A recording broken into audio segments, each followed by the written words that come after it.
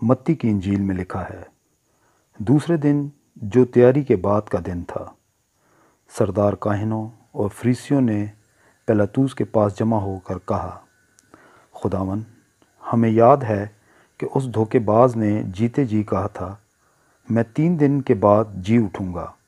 پس حکم دے کہ تیسرے دن تک قبر کی نگہبانی کی جائے، کہیں ایسا نہ ہو کہ اس کے شاگرد آ کر اسے چرا لے جائیں اور لوگوں سے کہہ دیں کہ وہ مردوں میں سے جی اٹھا اور یہ پچھلا دھوکہ پہلے سے بھی برا ہو۔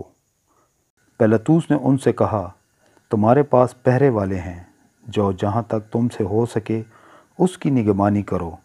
پس وہ پہرے والوں کو ساتھ لے کر اور پتھر پر مہر کر کے قبر کی نگہبانی کی۔ سبت کے بعد ہفتے کے پہلے دن پھوٹتے وقت مریم مگدلینی اور دوسری مریم قبر کو دیکھنے آئیں، اور دیکھو ایک بڑا بھونچال آیا، کیونکہ خداوند کا فرشتہ آسمان سے اترا اور پاس آ کر پتھر کو لڑکا دیا اور اس پر بیٹھ گیا۔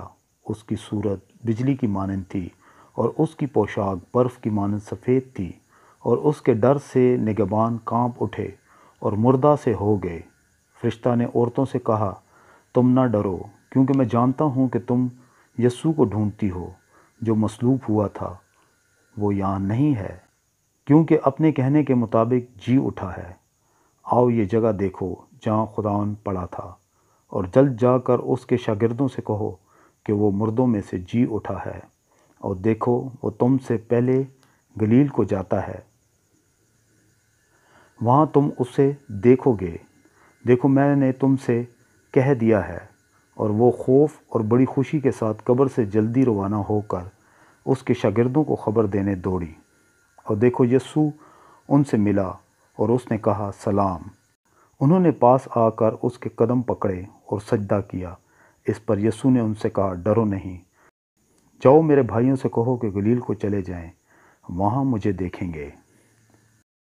جب وہ جا رہی تھیں تو دیکھو پہرے والوں سے بعض نے شہر میں آ کر تمام ماجرا سردار کاہنوں سے بیان کیا، اور انہوں نے بزرگوں کے ساتھ جمع ہو کر مشورہ کیا اور سپاہیوں کو بہت سا روپیہ دے کر کہا، یہ کہہ دینا کہ رات کو جب ہم سو رہے تھے اس کے شاگرد آ کر اسے چرا لے گئے، اور اگر یہ بات حاکم کے کان تک پہنچی تو ہم اسے سمجھا کر تم کو خطرہ سے بچا لیں گے۔